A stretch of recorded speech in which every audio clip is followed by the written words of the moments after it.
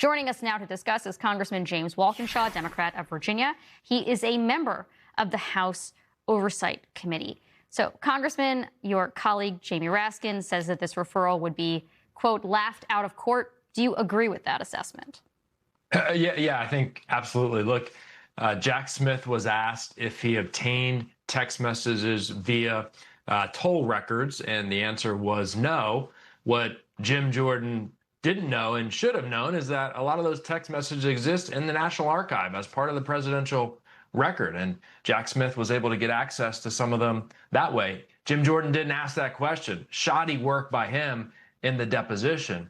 But this referral is a joke. And just like many of the other politicized prosecutions that Todd Blanche has taken into courtrooms, it's going to get thrown out. If Democrats win control of the House, do you think that your committee should investigate Congressman Jordan's actions here as an abuse of power? Well, look, Jim Jordan and other congressional Republicans were part of Donald Trump's scheme to overturn the results of a free and fair election in 2020. Jim Jordan is also one of those Republicans who defied a congressional subpoena to answer questions about his role in January 6th and his role in an effort to overturn the election. So there needs to be accountability for all of that. Folks involved in that need to answer questions about their role and their efforts to overturn a free and fair election.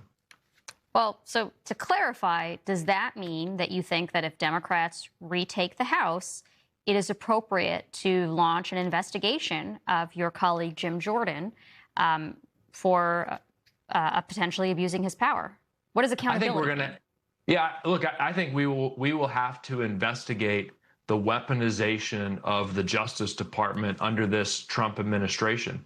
And to the extent that members of Congress are aiding and abetting that weaponization, the effort to harass a career public servant like Jack Smith, efforts to harass other nonpartisan, non-political public servants who did their job to try to find justice around January 6th and other illegal actions by Donald Trump and his administration, all of that will need to be investigated.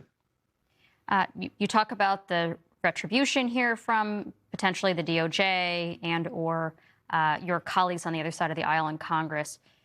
Do you think it will give pause to future civil servants considering taking up important but divisive independent roles like this or other important roles in law enforcement? I'm thinking about the efforts to persecute/prosecute people like James Comey. What do you think the net effect is on incentives to serve your country, given that this kind of fate may be awaiting you? It's such an important question.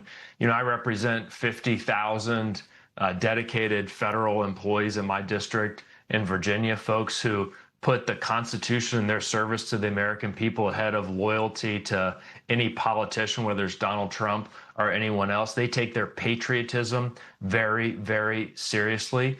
Clearly, there's an effort to intimidate folks like that.